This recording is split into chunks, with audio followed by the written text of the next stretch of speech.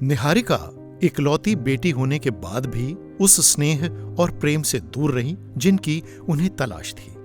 मैं अपने बचपन में बहुत सी ऐसी चीज़ों को मैंने फेस किया है जो मेरे मेंटल को और मेरे फिजिकली को बहुत अफेक्ट किया है। उनके पास समय नहीं था क्योंकि जब मैं पैदा हुई थी तो मम्मी को बहुत सी ऐसे इश्यूज हो चुके थे, तो उन्हें लगा कि वो बहुत टाइम तक जिंदा नहीं रहेंगी। बट मैं एक सिंगल चाइल्ड थी और वो आगे भी प्रेग्नेंट नहीं हो सकती थी, जिसकी वजह से उनको प्रॉब्लम बहुत सी ऐसी फेस करनी पड़ी।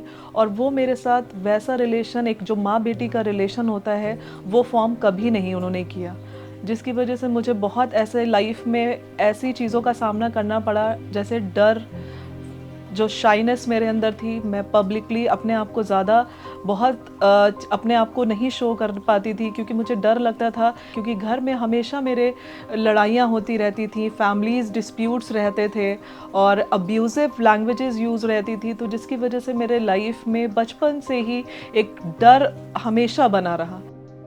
अब्यूज और रिजेक्शन के कारण निहारिका सबसे दूर रहती थी, परमेश्वर से भी। लेकिन यूथ ग्रुप में उन्हें स्वीकार्यता मिली। तो जब मैं यूथ के साथ मिलने लगी और वहाँ पे जो अ, थे सारे लोग, वो मुझे बहुत ज़्यादा वो केयर करने लगे, वो पैम्पर मुझे देने लगे क्योंकि यीशु का प्यार उनके अंदर था। और फिर उन्होंने मेरे लिए एफ़र्ट करना स्टार्ट किया, उन्होंने मुझे मीटिंग्स में भेजा, मुझे कैंप्स में भेजा, जिसकी वजह से मैं यीशु तक पहुंच पाई, मुझे बाइबल कैसे पढ़ना है। उसके बाद मैंने यीशु के प्यार को समझने लगी कि यीशु सच में मेरी लाइफ में इनिशिएट कर रहा है और वो मुझसे प्यार करता है।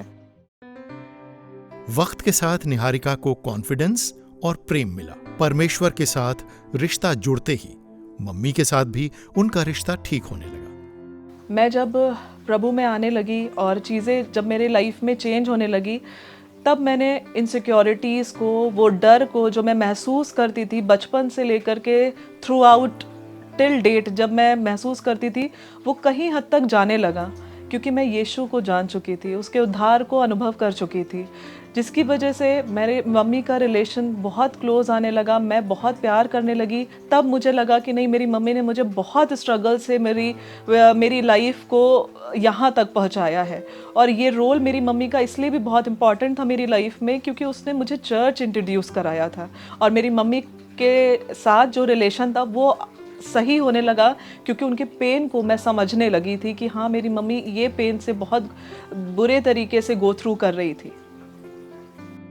शादी के बाद निहारिका की मम्मी की अचानक डेथ हो गई, लेकिन उनके साथ बिताई हुई अच्छी यादों को लिए हुए निहारिका अपने परिवार के साथ खुश हैं।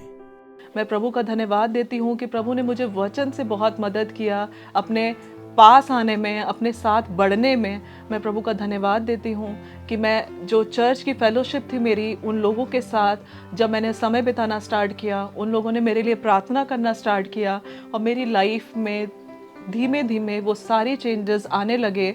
मेरी मम्मी के जाने का दुख शायद मुझे ज़िंदगी भर रहेगा और वो कभी नहीं जाएगा मेरे सामने से, लेकिन मैं अब प्रभु में एंजॉय कर रही हूँ अपने रिलेशन को, अपने चर्च की फेलोशिप को और अपने इर्द गिर्द जो मैं प्रोफेशनली जब मैं डील करती हूँ, तब भी मैं सबके साथ एक ऐसा रिलेशन बना पा रही हूँ जो प्रभु में होकर के जो मुझे बनाना चाहिए था। मैं प्रभु का धन्यवाद देती हूँ कि प्रभु हर दिन मुझे हेल्प कर रहा है और मुझ में वो सारी चीज़ें जो मेरे अंदर कमियाँ थी, मेरी वीकनेसेस थी, वो सब चीज़ को हटा करके प्रभु मुझसे प्यार कर रहा है और मुझ पर अभी तक वो वर्क कर रहा है।